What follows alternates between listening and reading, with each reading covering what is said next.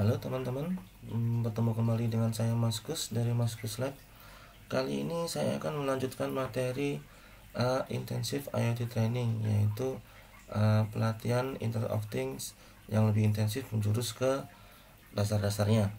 Setelah sebagai lanjutan dari materi kemarin yaitu IoT Introduction. Kali ini teman-teman akan berkenalan mengenai simulator Tinkercad, yaitu sebenarnya gini teman-teman. Untuk masalah IoT kemarin itu udah saya bahas bahwasanya IoT itu terdiri dari dua bagian, yaitu bagian hardware dan bagian software atau bagian aplikasi. Untuk bagian hardware sendiri, teman-teman nanti sebagian besar akan bermain-main dengan menggunakan sistem microcontroller Arduino. Tapi sebelum teman-teman melangkah ke hardware aktualnya, teman-teman akan saya ajak berkenalan dulu dengan simulatornya, yaitu simulator Tinkercad. Setelah teman-teman berkenalan dengan simulator Tinkercad, teman-teman akan belajar pengenalan microcontroller Arduino lebih dalam lagi, yaitu tentang GPIO aksesnya, tentang membaca sinyal digital, membaca sinyal analog, berkomunikasi dengan device lain, dan lain-lain. Materi ketiga kita akan membahas masalah pinout mapping, yaitu dalam suatu board Arduino teman-teman akan mendapatkan suatu keterangan di mana sih letak pin untuk membaca sinyal digital, di mana sih pin untuk membaca sinyal analog, di mana sih pin untuk berkomunikasi dengan device lain, dan lain sebagainya. Setelah teman-teman udah memahami pinout mappingnya, teman-teman akan belajar bagaimana cara mengirim data ke online server, yaitu menggunakan WiFi connection, tapi masih dalam status simulation, yaitu menggunakan simulation Tinkercad.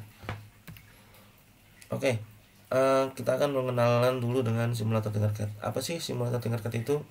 Simulator Tinkercad itu adalah suatu platform yang mana platform ini banyak digunakan di dunia pendidikan, khususnya untuk melatih anak-anak mengenal sistem sistem embedded system menggunakan Arduino. Dia juga ada platform untuk belajar 3D design, belajar elektronik dan coding. Jadi teman-teman, kalau misalkan teman-teman sejawat ini masih masih belum paham atau masih ragu-ragu menggunakan hardware aktual karena takut salah colok, takut kesetrum, itu mungkin teman-teman bisa menggunakan yang namanya simulator terlebih dahulu sebelum teman-teman masuk ke aktual hardware-nya. Oke, langsung aja. Ini teman-teman langsung masuk ke websitenya. Alamat URL-nya di www.tinkercad.com. Terus teman-teman login dengan Google Email. Oke, saya akan masuk. Nah, ini adalah Tinkercad. Habis itu kita sign in dulu menggunakan sign in Google. Karena menggunakan based on web server dan online, mungkin agak lama teman-teman ya dibandingkan dengan simulator yang offline. Oke, kita di daerah sini teman-teman. Maaf. Oke, di daerah ini adalah menu yang teman-teman bisa pilih. Jadi teman-teman dari Tinkercad itu teman-teman nggak cuma bisa belajar 3D design, sirkuit, code block, teman-teman juga belajar materi-materi yang lain. Oke, untuk masuk kita akan menggunakan sirkuit dulu menunya. Ini adalah menggunakan create new circuit.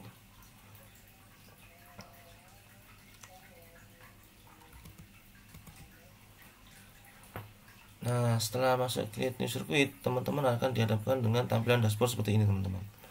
Ini adalah dashboard toolbarnya. Ini adalah source code-nya, ini adalah start simulation-nya. Jadi setelah teman-teman membuat suatu rangkaian, teman-teman bisa menggunakan simulasinya di sini, memulai simulasinya. ini untuk mengekspor, ini untuk meng-share. Oke, kita langsung aja. Kita akan menggunakan Arduino ya. Kita pilih di sini komponennya Arduino. Nah, di sini ada contoh Blink nih teman-teman. Kita tarik aja, drag and drop. Oke, ini muncul seperti ini. Ini adalah tampilan board Arduino Uno secara umum yang ada di pasaran. Tampilannya sama persis, tidak ada yang kurang. Dan pin-pin mappingnya, ini adalah pin-pin mapping yang merah-merah ini. Ini adalah pin mapping untuk kaki-kakinya. Oke, saya terangin satu-satu dulu ya. Dari kaki ini ada keterangan digital atau PWM. Ini adalah pin untuk membaca sinyal atau mengeluarkan sinyal digital. Yang mana sinyal digital itu teman-teman kayak gini. Sinyal digital itu adalah diwakili dengan nilai tegangan 0 atau 5 volt. Ya teman-teman ya. Oke, itu perlu dipahami dulu ya. Jadi sinyal digital itu adalah suatu sinyal yang diwakili oleh tegangan analog berupa 0 volt dan 5 volt. Jadi itu high atau low. Jadi kalau high itu diwakili 5 volt, kalau low itu diwakili 0 volt. Dan ini di sini ada keterangan analogin. Ini adalah pin-pin atau kaki-kaki dari Arduino untuk membaca sinyal analog. Sinyal analog itu mulai dari 0 sampai dengan 5 volt. Karena sistemnya ini adalah sistem 5 volt, maksimal 5 volt. Jadi teman-teman hanya bisa membaca tegangan dengan maksimal input 5 volt. Jadi kalau ada tegangan lebih dari 5 volt atau 6 volt, itu yang terbaca akan di bypass sehingga menjadi 5 volt saja. Ini terdiri dari 6 pin, yaitu mulai dari analog 0 sampai dengan analog 5. Sedangkan yang digital itu ada 13 pin. Yang pin 0 sama pin 1 ini dia tidak bisa dipakai karena dia ada hubungannya dengan data komunikasi, yaitu serial. Yang mana serial itu ada dua kaki, yaitu RX dan TX, di mana RX itu untuk receive dan TX itu untuk mentransmit sinyalnya. Itu udah terkoneksi dengan ini teman-teman, dengan USB. Jadi kalau teman-teman USB dicolokkan, kita tidak bisa menggunakan yang ini karena sinyalnya bertumpuk. Terus di sini ada namanya power. Ini ada IO ref, reset ini untuk mereset sistem dengan tegangan low. Ini ada tegangan 3,3 volt. Maksudnya apa? Jadi semua power itu berasal dari dua sistem, yaitu dari sistem USB atau sistem DC jack yang di sini. Dari DC jack ini itu akan di step down keluar 3,3 volt dan 5 volt. Jadi kalau teman-teman punya modul misalkan sensor dan tegangan supply itu ada 5 volt, teman-teman bisa mengambil power supply-nya dari titik ini dan ground-nya dari titik ini. Atau kalau ada tegangan 3,3 volt modulnya, power supply-nya, teman-teman bisa mengambil dari sini. Oke, ini ada ground itu adalah grounding. VN ini kalau misalkan teman-teman tidak ada DC power supply ataupun USB, teman-teman bisa langsung memasang nilai tegangan maksimal input di sini VN 5 volt. Jadi dengan teman-teman memberi input ini 5 volt, teman-teman bisa membuat sistem board Arduino ini bekerja. Oke, ini ada rangkaian dari basicnya, ada rangkaian Blink. Ini ada resistor itu terkoneksi dengan D13 dan D13 ini terkoneksi dengan dengan LED. Ini adalah groundnya. Kita coba di sini, ini muncul. Saya ganti aja dulu block non text, teks saja ya. Oke, ini adalah contoh dari source code untuk Blink, program Blink. Tadi kan kita buka Blink system ya. Oke, ini jadi gini, saya akan menerangkan satu persatu masalah pemrogramannya. Yang di atas ini dengan tanda ini adalah komentar, yang mana komentar itu tidak akan dieksekusi oleh sistem Arduino. Jadi kita bisa membuat komentar di sini. Jadi misalkan kasihkan ini adalah algoritma matikan lampu LED di pin 13. Oke, saya akan lanjut ke program ini, source code ini. Jadi gini teman-teman, yang namanya microcontroller itu tidak jauh-jauh dari yang namanya source code. Jadi teman-teman nanti kedepannya mau nggak mau harus paham masalah hardware dan masalah software. Untuk masalah softwarenya sendiri saya akan mengajarkan step by step. Sedangkan untuk masalah hardware teman-teman bisa langsung lihat dari boardnya dan membaca literatur yang ada di internet. Cuman saat ini saya akan mengarahkan teman-teman untuk menjadi programmer dulu. Oke, jadi di dalam sistem pengkodingan Arduino itu ada dua fungsi utama, yaitu fungsi void setup dan fungsi void loop. Void setup ini itu adalah suatu fungsi yang digunakan untuk inisialisasi pin mode. Pin mode ini maksudnya tadi kan saya sudah jelasin bahwasanya dari pin digital ini bisa digunakan sebagai input ataupun output. Lah, untuk mengakses modenya apakah input atau output dengan menggunakan source code ini, yaitu kita kasih pin mode 13, yaitu kakinya terhubung dengan pin 13, dan output dan modenya adalah output, yaitu mengeluarkan sinyal digital. Oke, setelah sudah kita paham void setup itu adalah inisialisasinya, semua pin-pin kita inisialisasikan, kita akan masuk ke algoritma utama. Algoritma utama dari sistem Arduino itu terletak pada void loop, teman-teman. Jadi void setup ini dia cuma sekali aja dipanggil ketika Arduino mendapat power supply. Ketika pertama kali sistem boot atau reboot, dia akan memanggil atau menjalankan void setup ini. Itu hanya dijalankan sekali. Sedangkan void loop ini adalah suatu algoritma utama. Jadi teman-teman kalau ingin menulis algoritma utama itu adalah di dalam void loop ini. Jadi void loop ini sebetulnya jadi gini teman-teman. Yang namanya sistem embedded itu adalah sistem yang berdasarkan sequential execution. Jadi setelah teman-teman menulis satu line baris, misalkan sini, setelah line baris ini baris ke-13 ini dieksekusi, sistem akan mengeksekusi baris ke-14. Begitu juga habis setelah dieksekusi akan turun lagi sampai ke bawah, sampai ke ke line 17. Setelah line 17 tidak ada lagi coding, dia akan naik lagi ke atas. Jadi sistemnya itu dari atas turun ke bawah. Kalau setelah dari bawah itu nggak ada source code lagi, udah habis, dia akan kembali ke atas. Ini saya akan jelaskan ya. Ini jadi gini lebih enak bacanya nih. Jadi ini komentarnya, dia menyalakan lampu high is the voltage level. Jadi ketika kita akan menyalakan lampu, kita harus memilihnya dia memberikan lampu itu sinyal high. Kenapa? Karena dengan sinyal high itu sistem akan mengeluarkan nilai tegangan berupa tegangan 5 volt. Ketika tegangan 5 volt itu mengalir ke lampu LED, maka lampu LED akan menyala. Ya, ketika lampu LED akan menyala, dia akan mengeksekusi di bawahnya, yaitu delay 1000. Maksudnya apa nih 1000 ini? 1000 ini adalah dalam satuan per milisecond. Jadi kalau misalkan teman-teman ingin menyalakan lampunya itu 1 detik, kita tulis 1000, karena nanti 1000 dibagi 1000 adalah 1 detik. Kalau kita ingin menyalakan lampunya itu 10 detik, kita tinggal menambahkan 10.000, sono lagi 1 di sini. Jadi kayak gini teman-teman. Ini adalah per 1000 teman-teman ya. Detiknya ada per 1000. Oke, setelah dia berhenti selama 1 detik, dia akan menuliskan sinyal low. Yang tadinya high, ada power supply ada tegangan 5 volt yang mengalir ke LED, dan ketika 1 detik udah selesai, maka nilai tegangan LED itu dicabut atau dikasih nilai tegangan low. Dengan tegangan low ini maka sistemnya tidak akan mendapat asupan, sehingga nilai LED-nya akan mati, kemudian berhenti setelah 1 detik.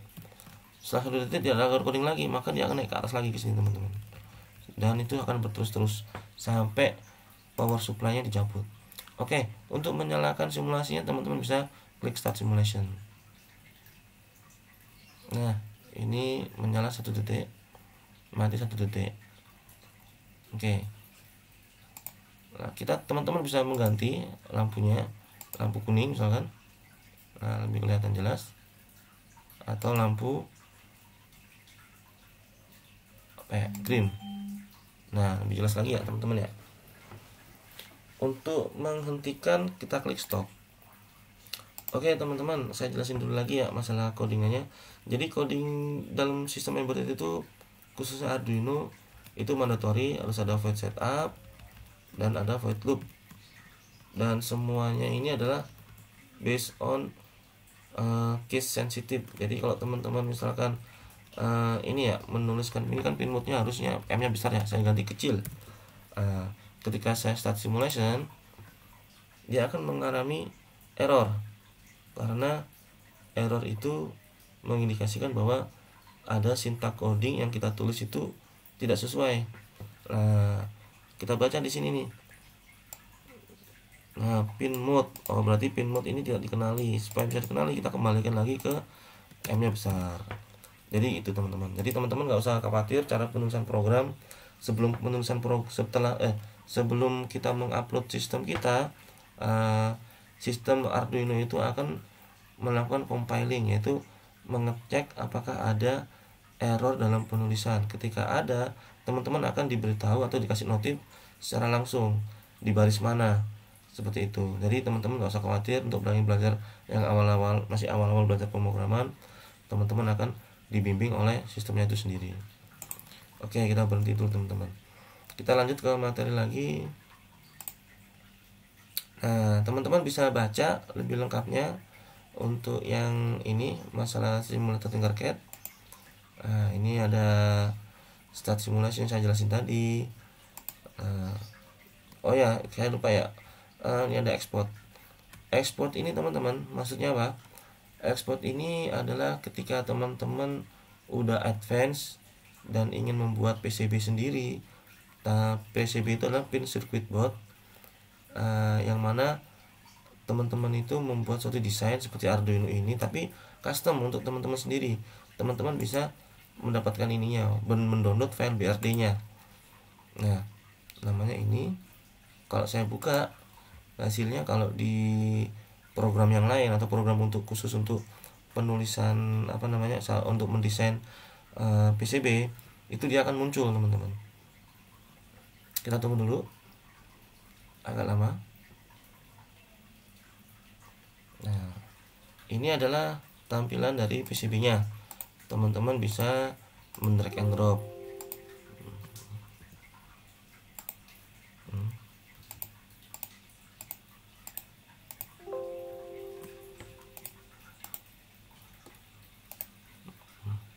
Nah, seperti ini teman-teman. Jadi teman-teman bisa membuat sistem sendiri berdasarkan keperluan teman-teman. Jadi teman-teman bisa mendesain. Desainnya seperti ini tampilannya. Tapi nggak akan saya bahas di sini karena ini tingkatnya advance. Jadi yang akan saya bahas adalah ini yang akan saya bahas adalah tingkat Arduino aja. Cara menggunakan, cara mengcoding, dan cara mengeksekusinya. Oke, tadi kita udah sempat belajar mengenai simulator Tinkercad. Kita akan belajar pengenalan Arduino, microcontroller Arduino. Jadi gini teman-teman, apa sih microcontroller Arduino itu?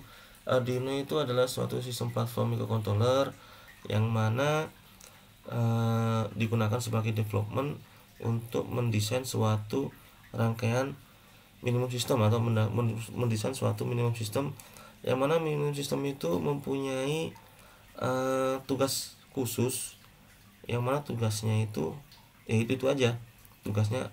Misalkan tugasnya untuk mengontrol tingkat suhu di suatu ruangan, tugasnya itu aja teman-teman, yaitu spesifik. Jadi kalau teman-teman apa sih microcontroller itu, yaitu sistem pengendali mikro yang mana fungsinya itu didesain khusus untuk melaksanakan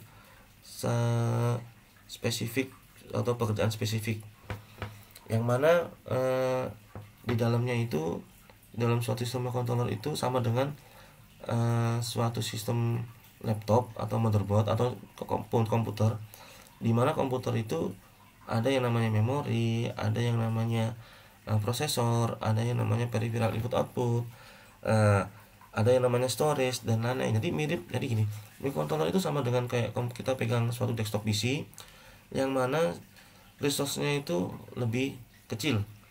Jadi kalau misalkan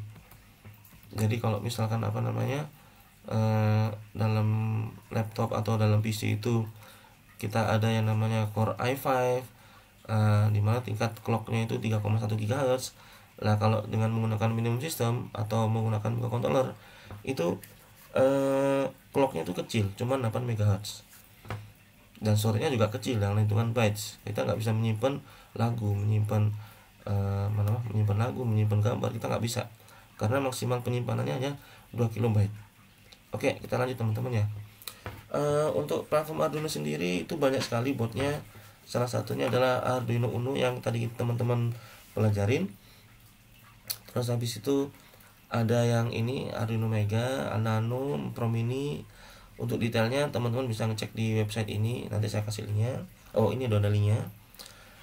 Terus yang membedakan apa sih? Membedakan, jadi sebenarnya teman-teman, yang membedakan semua jenis microcontroller itu adalah chipnya teman-teman.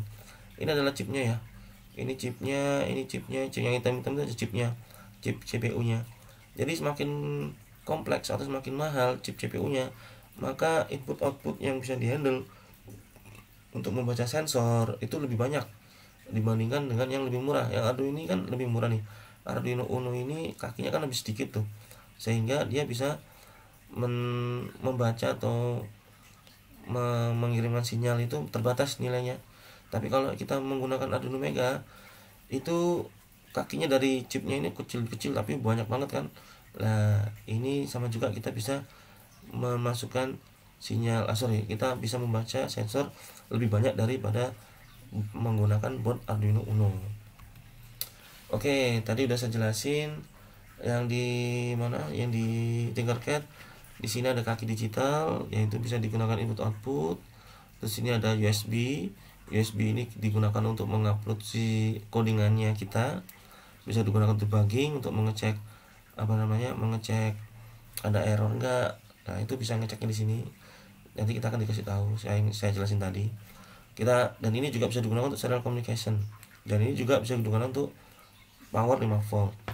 Terus yang ini digunakan untuk DC power jack. Jadi kalau teman-teman udah selesai nih developmentnya dan ingin menginstal di lapangan, nah teman-teman bisa mendapatkan powernya dari sini dengan maksimal powernya itu 12 volt. Jadi nggak perlu lagi menggunakan USB, dan kita tinggal menggunakan power 12 volt DC. Nah ini tinggal integrasi aja. Kalau misalkan teman-teman di sistem yang lain itu udah power, teman-teman bisa masukin aja maksimal 12 volt, nanti dia akan bekerja sendiri. Kalau ada tegangan 5 volt gimana? Bisa, tapi jangan sampai di bawah 5 volt ya, di atasnya 5 volt baru bisa sistem ini bekerja. Oh, yang tadi ini adalah analog input, ini adalah powernya yang saya jelasin tadi. Oke, tadi teman-teman udah belajar sebentar masalah login, masalah create new circuit. Kita skip aja. Klik start simulationnya tadi udah. Oke, kita akan tadi kan udah belajar masalah input mengeluarkan sinyal. Kita akan berintegrasi dengan menggunakan sensor, yaitu sensor suhu. Yaitu teman-teman akan belajar mengkombinasikan pembacaan input, mengeluarkan digital output, dan membaca sensor modul menggunakan sensor TMP36. Oke, sebelum lanjut saya cut dulu biar teman-teman istirahat dulu atau mengulang-ulang kembali dari materi saya yang sebelumnya. Nanti akan saya lanjut kembali teman-teman. Oke, sekian dulu teman-teman. Wassalamualaikum warahmatullahi wabarakatuh.